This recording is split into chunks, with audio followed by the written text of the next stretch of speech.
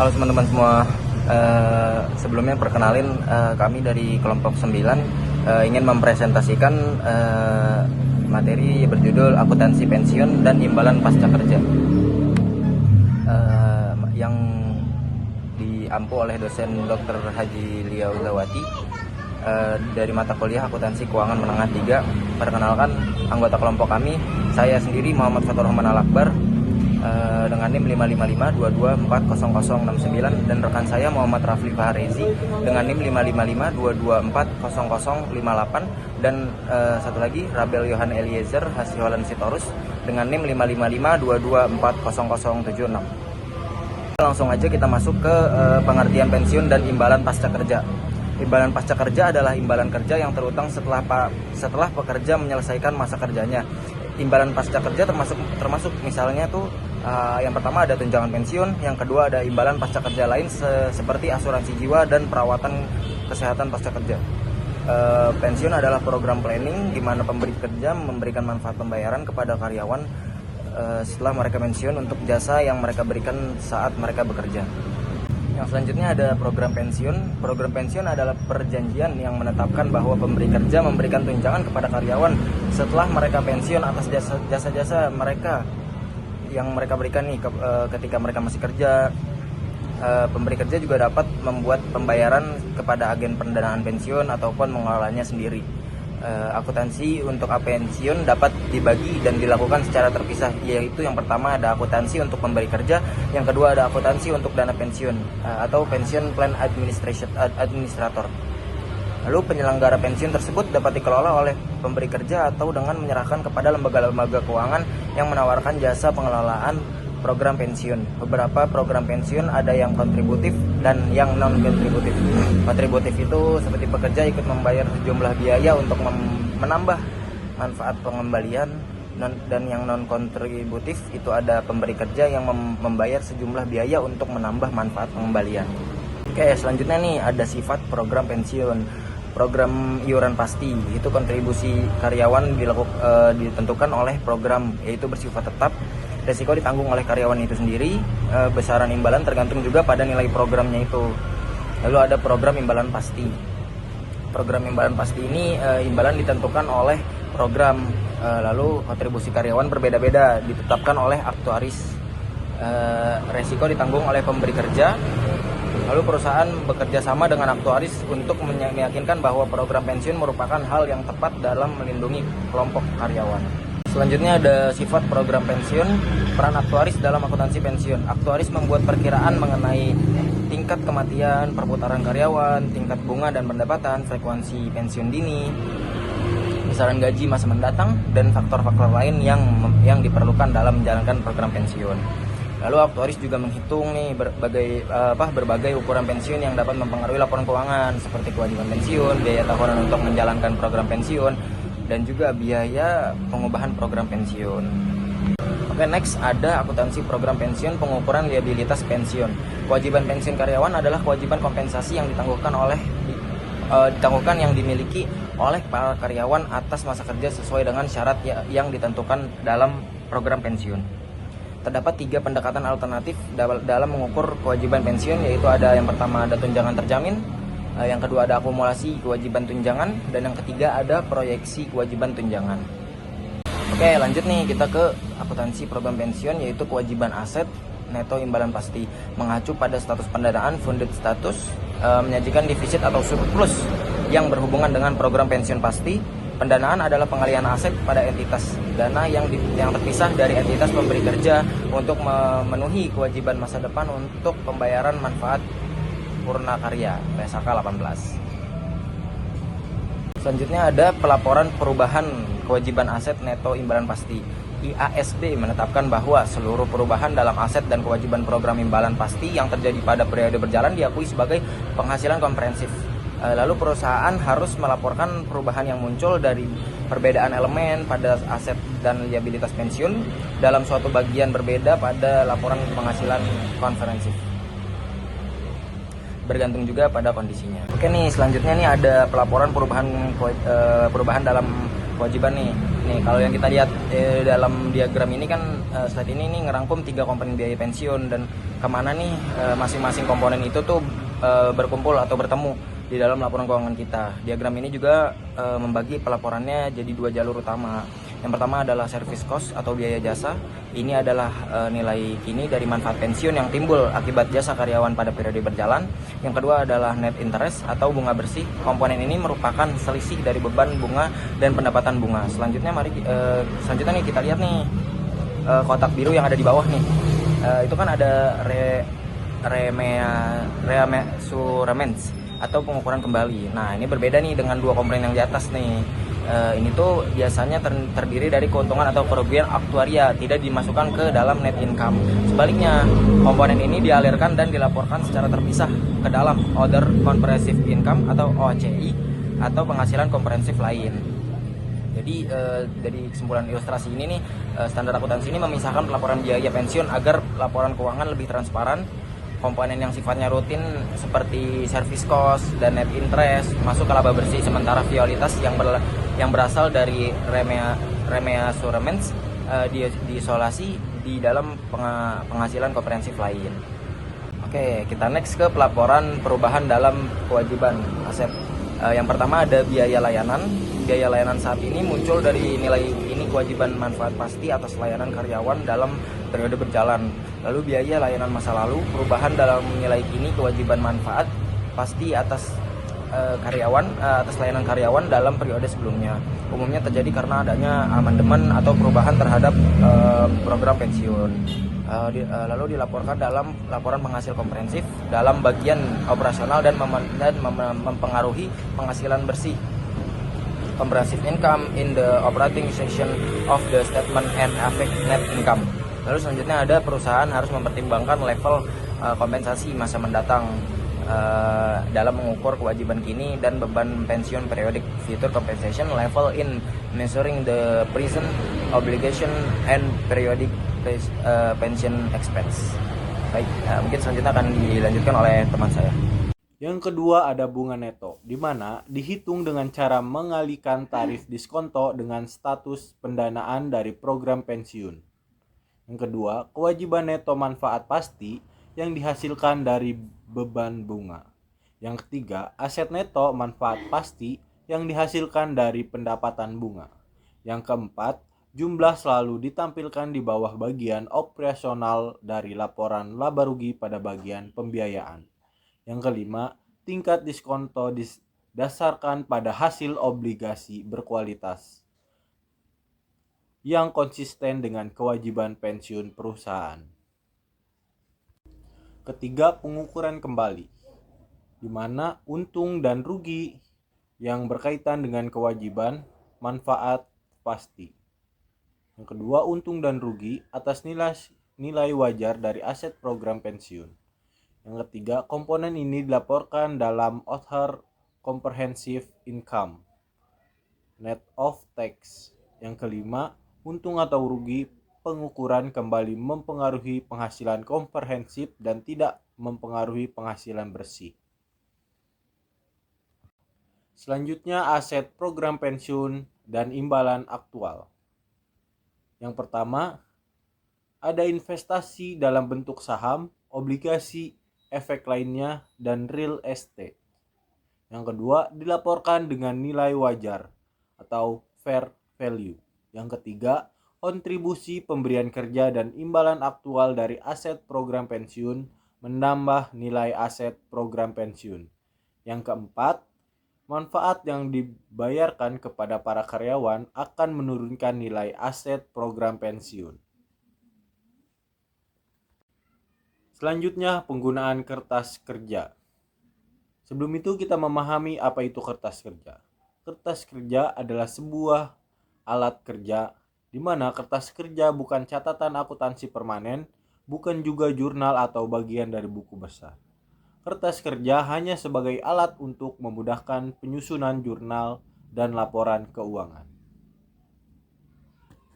Nah, di sini kita bisa lihat contoh dari kertas kerja pensiun, di mana pada kolom A terdapat item, dan kolom B, C, dan D itu adalah jurnal umum, di mana berisi beban pensiun tahunan.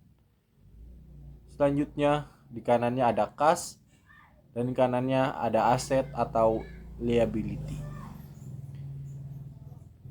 Selanjutnya, di kolom paling kanan ada memo catatan, di mana isinya adalah kewajiban imbalan pasti dan aset program. Nah, selanjutnya ada biaya jasa lalu, di mana biaya jasa lalu adalah perubahan nilai kini kewajiban imbalan pasti yang diakibatkan oleh amandemen program atau curtailment, di mana curtailment terjadi ketika perubahan memiliki penurunan signifikan yang dilakukan oleh entitas dalam hal jumlah karyawan yang ditanggung oleh program. Nah, format biasa jasa lalu yaitu biaya jasa lalu pada beban pada periode berjalan, di mana amandemen program terdiri dari pengenalan program, penarikan program, serta perubahan pada program. Sedangkan curtailment terdiri dari pengurangan yang signifikan dalam jumlah karyawan yang ditanggung pada program tersebut. Selanjutnya, pengukuran kembali, di mana pengukuran kembali umumnya terdiri dari dua jenis. Yang pertama yaitu keuntungan dan kerugian aset, di mana selisih antara tingkat timbal hasil aktual dengan pendapatan bunga yang dihitung dalam menentukan bunga neto.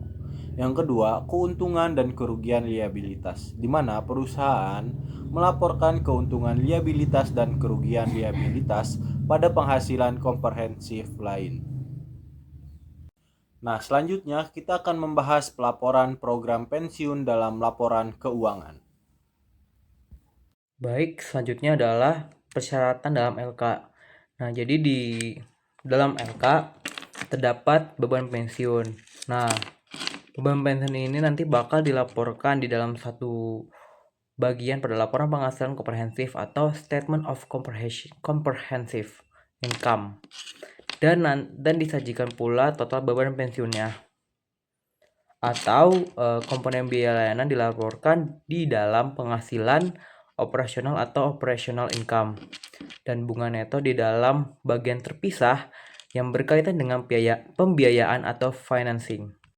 Nah, selanjutnya yang di dalam persyaratan dalam LK adalah keuntungan kerugian atau pengukuran kembali. Nah, jadi keuntungan dan kerugian aset dan liabilitas diakui di dalam Other Comprehensive Income dan tidak diakui dalam penghasilan bersih atau net income. Nah, selanjutnya kita bisa lihat dari contoh di mana si perusahaan ini memiliki keuntungan bersih atau laba bersih sebesar 100.000 euro. Nah, namun perusahaan juga mengalami kerugian lain yang dicatat dalam Other Comprehensive Income atau OCE. Yaitu kita bisa lihat di mana ada kerugian atas liabilitas sebesar 60.000, kerugian atas aset sebesar 15.000. Nah, jadi akhirnya total OCE atau Other Comprehensive Income-nya itu menjadi rugi sebesar 75.000 karena 60.000 ditambah 15.000. Nah, setelah laba bersih dikurangi dengan rugi OCE, maka diperoleh laba komprehensif sebesar 25.000. Nah, kita bisa lihat di situ di mana net income atau laba bersih yang 100.000 itu bakal dikurangi sama Other Comprehensive Loss-nya. Jadi akan mendapatkan comprehensive income sebesar 25.000 euro. Jadi laba komprehensif menunjukkan bahwa kondisi keuangan perusahaan secara lebih menyeluruh dibanding hanya laba bersih saja. Nah, selanjutnya kita bisa juga ada persyaratan lagi di mana komponen Other Comprehensive Income harus dilaporkan menggunakan satu dari dua format berikut. Di mana yang pertama itu ada pendekatan dua laporan dan ada pendekatan satu laporan atau laporan penghasilan komprehensif kombinasi. Nah, selanjutnya kita bisa lihat di mana ada contoh dari pendekatan dua laporan dan juga pendekatan satu laporan. Kita bisa lihat yang di kiri itu adalah pendekatan dua laporan dan yang kanan ini adalah pendekatan satu laporan. Nah, selanjutnya dari persyaratan dalam LK itu adalah pengakuan status pendanaan neto dari program pensiun. Jadi, perusahaan harus mengakui dalam laporan posisi keuangannya mengenai status overfunded atau aset program pensiun atau underfunded, di mana itu artinya liabilitas program pensiun dari program pensiun imbalan pasti. Selanjutnya ada klasifikasi pensiun atau liabilitas pensiun. Jadi selisih lebih dari nilai wajar aset program pensiun dibandingkan dengan kewajiban imbalan pasti diklasifikasikan sebagai aset non lancar. Nah, selanjutnya di persyaratannya ada agresi program pensiun. Jadi penggantian atau offsetting hanya dilakukan pada situasi di mana perusahaan pertama secara legal memiliki hak yang bersifat dapat dipaksakan untuk menggunakan surplus dalam satu program guna menutup kewajiban dari program lainnya. Dan yang kedua, berniat untuk menyelesaikan kewajiban berdasarkan basis neto ataupun untuk merealisasikan surplus dalam satu program dan menyelesaikan kewajibannya berdasarkan program lain secara bersamaan. Nah, selanjutnya ada persyaratan dalam catatan atas laporan keuangan. Jadi, suatu perusahaan perlu mengungkapkan informasi mengenai, nah, di sini ada A, di mana penjelasan mengenai karakteristik program imbalan pasti dan resiko terkait. Nah, yang B, identifikasi dan penjelasan jumlah dalam laporan keuangan yang muncul dari program imbalan pasti yang dimilikinya. Nah, yang C, gambaran bagaimana program imbalan pasti dapat mempengaruhi jumlah, waktu, dan ketidakpastian atas arus kas masa depan perusahaan. Nah, selanjutnya adalah di imbalan pasca kerja lain ini kita bisa lihat ada beberapa item tentang pensiun. Jadi pendanaan pensiun. Jadi di item pertama kita bisa lihat ada funding. Nah, funding itu artinya pendanaan. Jadi si perusahaan biasanya menyisihkan dana secara berkala ke lembaga pengelola dana pensiun secara terpisah atau funded. Nah, sebaliknya untuk tunjangan kesehatan pasca kerja, biasanya perusahaan memakai sistem pay as you go. Pay as you go. Jadi itu maksudnya baru akan dibayar saat klaim terjadi, sehingga jarang ada dana khusus yang dicadangkan sebelumnya. Nah, yang kedua itu ada benefit atau bentuk manfaatnya. Jadi yang di poin kedua ini mengenai tentang bentuk manfaatnya, di mana uang pensiun itu sifatnya pasti ada nilainya dan sudah pasti ditentukan. Sedangkan tunjangan kesehatan sifatnya itu uncapped atau tidak ada batas waktu yang kaku. Karena biasanya biaya obat sangat bergantung pada jenis penyakit yang diderita oleh mantan karyawan. Nah, yang ketiga itu adalah beneficiary atau penerima manfaatnya.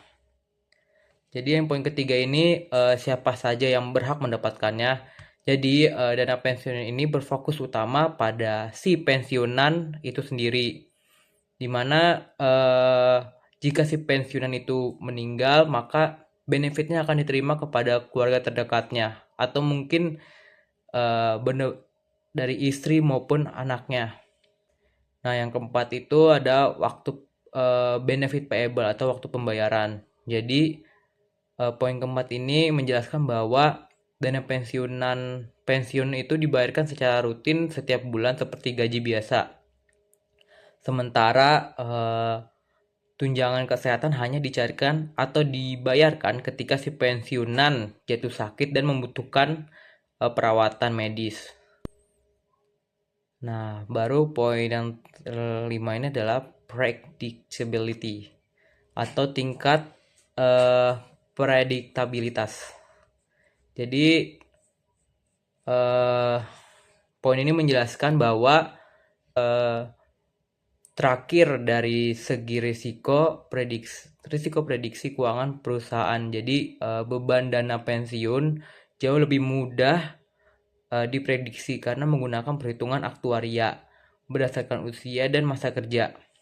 Jadi kebalikannya bahwa beban tunjangan kesehatan sangat sulit diprediksi. Biaya medis harus berfluktuasi dan biaya berobat di satu daerah bisa jauh lebih mahal daripada daerah lainnya.